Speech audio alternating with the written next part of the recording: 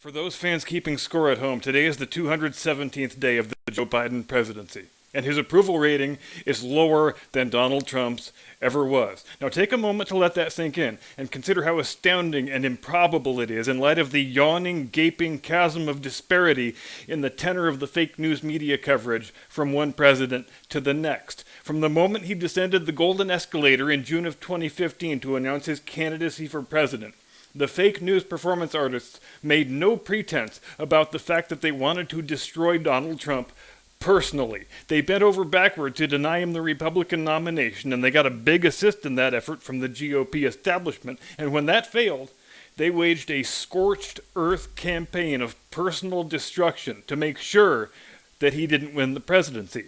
And when that also failed, when the damn stupid voters didn't do as they were instructed by their self-styled informational overlords, the fake news performance artists took it as a direct insult. Which they should have, because for my part, I continue to think a lot of people wound up voting for Trump not necessarily because they were big fans of the man himself or his political platform, but because they found the sleazy, childish, dishonest antics of the media so utterly revolting that they voted for Trump as a repudiation of those antics, as it was their only means of directly registering their disgust with the behavior they had witnessed from the people on whom we are supposed to be able to rely for an honest, unbiased, dispassionate accounting of the events of the day, but who had decided to abdicate their societal responsibility and all of their professional ethics because they decided the orange man was bad and a Trump presidency was something they were unwilling to tolerate. As if they're allowed an opinion on the matter. So, in the wake of all that, when Trump successfully ascended to the presidency, despite their earnest, strenuous efforts to prevent it from happening, they dialed the volume knob on the media hate machine right up to 11, and they kept it there for 4 solid years. Yet in all that time, Trump's approval rating never sunk to the depths where Joe Biden's approval rating sits today. And as we know all too well, there is no Joe Biden presidency. Hell, there's no Joe Biden nomination. Joe Biden doesn't finish in the top 5 in the Democrat field without those same fake news charlatans dutifully dragging his doddering old ass across the finish line. They were fine with him running a pretend campaign where he got to hide in his basement most days, occasionally shuffling out to his front yard to spend 10 minutes answering tough, hard-hitting questions about dogs and ice cream and how bad the orange man is. They were all too happy to creatively edit his disastrous interview appearances to remove all the incoherent mumbling, the painfully long moments of silent confusion when his train of thought derailed somewhere outside Wilmington, the cringe-inducingly racist remarks, well, most of them at least. To all practical intents and purposes, Kamala Harris, the California cackler, was not Joe Biden's running mate in the 2020 election. The fake news media were.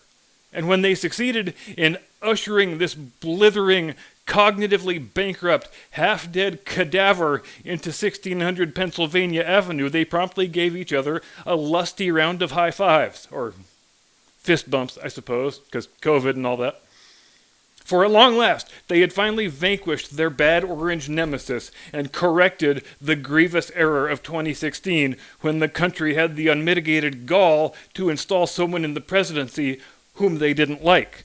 And for the first 6 months of the Biden administration, and we still don't know who's actually running the thing, but it sure as hell ain't Joe Biden, despite rampant inflation, out-of-control public health authoritarianism, and a congenital inability or unwillingness to secure the country's southern frontier, among a host of other comical displays of executive ineptitude, the media coverage was just as fawning, just as hagiographic, just as shockingly dishonest as it had been during last year's campaign.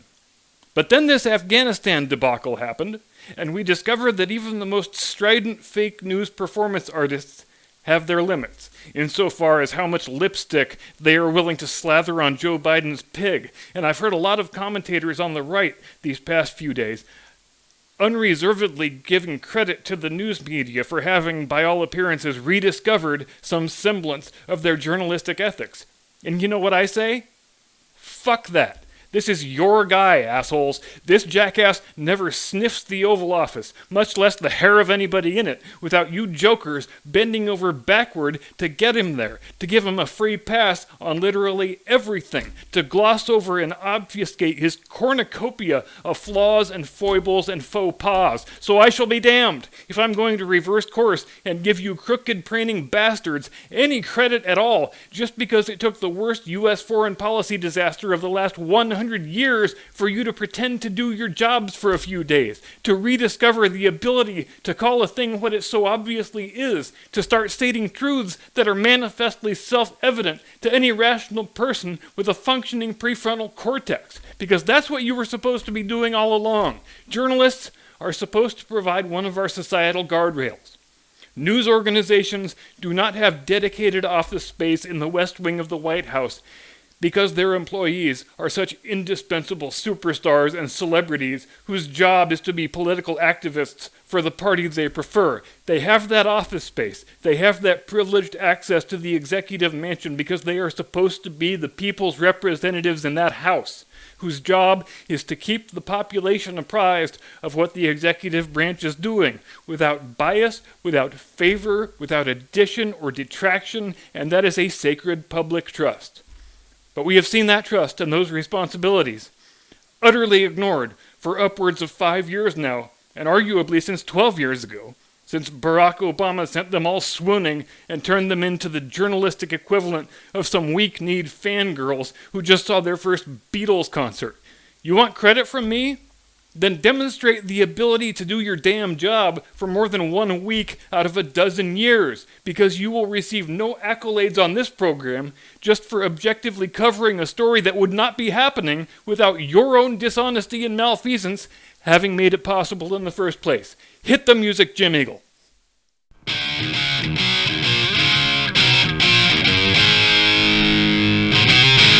From high atop the battlements of Castle Curmudgeon, where nobody is required to cover their face unless they are really stupendously ugly, good evening, Mr. and Mrs. America, and all ships at sea. Welcome to the program.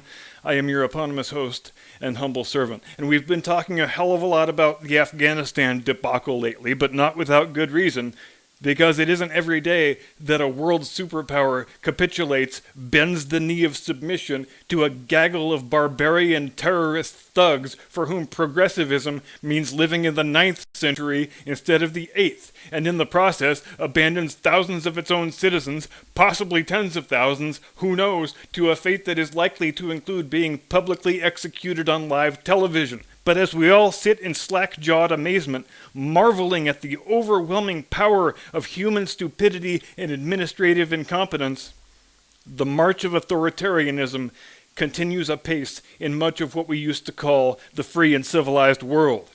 Have you seen the footage that's been coming out of Australia this week?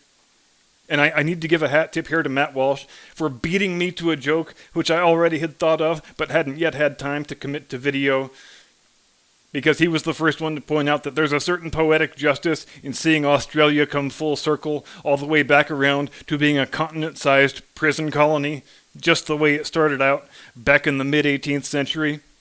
For if you live in Australia today, you probably have fewer rights and less freedom than you would have if you lived in communist China. You know, good old Australia, where they used to pride themselves on having national character traits with which Americans could readily identify. Things like personal independence, rugged self-reliance, the moral virtue of hard work, the preference for minding one's own business and being left the hell alone by the central government. But oh boy, is that all long gone now. Because the video that's coming out of Sydney and Melbourne this week, wow, it looks a hell of a lot like the footage we used to see in this country in the Deep South back during the Civil Rights Movement in the late 50s and the early 60s. Peaceful protesters being manhandled, beaten to a pulp by overzealous cops, law-abiding citizens being handcuffed and hauled off to jail, asking, not unreasonably, "What crime have I committed?" From where your host is sitting, the only thing separating Sydney in 2021 from Selma in 1962 is the absence of the fire hoses and the German shepherds, but I haven't seen all of the footage, so they might have those too. Oh, and did you hear about the national manhunt they have going on? Granted, national manhunts are nothing new. They happen all the time when it happens that a dangerous criminal goes on the loose and the national news media appeal to the public for help in tracking the guy down. And normally, in a world that hasn't gone completely stark raving mad, you can assume the target of the national manhunt is a guy who has committed some unconscionably terrible crime and is regarded by law enforcement as a clear and present danger to the safety of the public at large. A murderer, a serial rapist, a child molester, maybe a violent bank robber, but the target of the manhunt, this manhunt, isn't accused of anything like that. He is accused, wait for it, of leaving his apartment building while actively being infected with the great communist Chinese Wuhan Kung Flu coronavirus of 2019. I know, it's some really horrifying stuff. We would all prefer to stick our heads in the sand and pretend that such monstrous acts of criminal depravity don't really exist, but alas, they do. And it gets even worse, if you can believe it, because not only did this guy leave his home while suffering from a flu virus with a 99.7 survival rate, he did so while not wearing a mask. And moreover, I know it's horrifying, but there is a moreover. On his way out of the building, this maskless human super-spreading bastard sneezed in an empty elevator and did not cover his mouth. The shocking footage of the unmasked, uncovered elevator sneeze was played on every national newscast in Australia, sometimes in slow motion, often more than once, while the anchormen and anchorwomen, struggling to maintain their composure in the face of such unprecedented criminal awfulness, appealed to the public for their assistance in bringing to justice this most notorious Australian outlaw since Ned Kelly. Oh, and that's not all. They're also murdering puppies in Australia. If you haven't heard that one yet, I regret having to be the bearer of such news, but yes, they are literally murdering puppies to stop the COVID. And I so badly wish I was making this up, because it shouldn't be real. None of this stuff should be real, but alas, a mother dog and her litter of puppies living in a dog rescue facility were ordered shot dead by the police lest someone drive to the shelter and try to adopt them. And look, most of the time I tend to be squarely on the pro-police side of things, but if you are the officer who gets ordered to unholster your sidearm and shoot 8 little puppies in the head while their mother watches and then execute the mother for good measure, I'm going to say you have a moral duty to refuse carrying out that order, because there has to be a point at which decent people of conscience say, you know what? This is complete and utter madness, and I'm not going to participate in it. You're going to have to find another officer to liquidate these puppies. I will not do it. And if you get fired over it, then you get fired. But there are times in life when getting fired is a moral obligation, and I would submit that being ordered to kill a litter of puppies over a goddamn stupid flu virus is one of those times.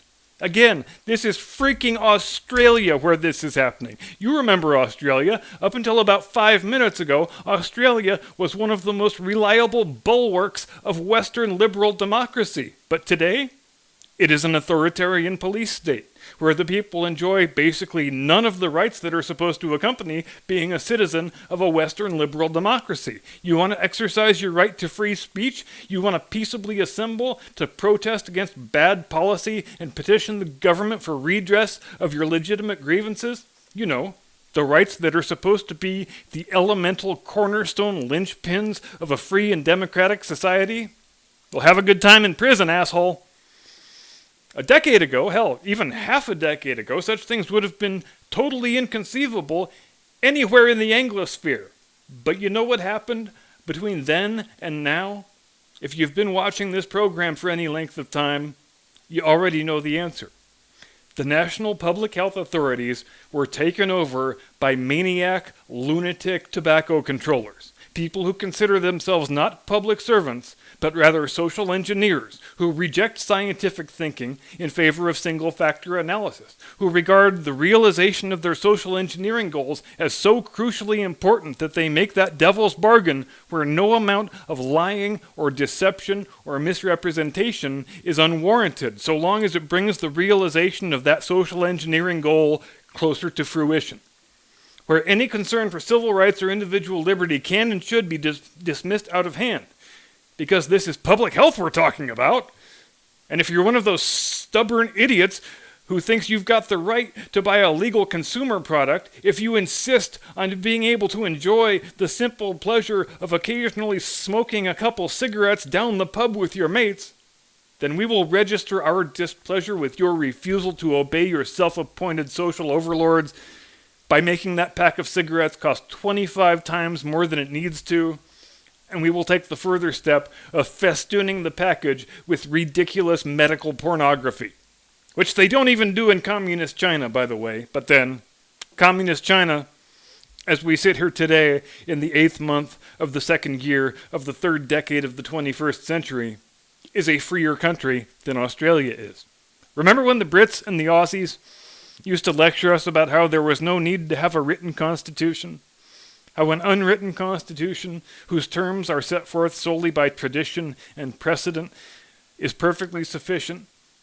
How the foundation of our liberal democratic institutions is so unshakable that there could never be any practical need for codifying and writing the limits of state power or the rights of the individual citizen?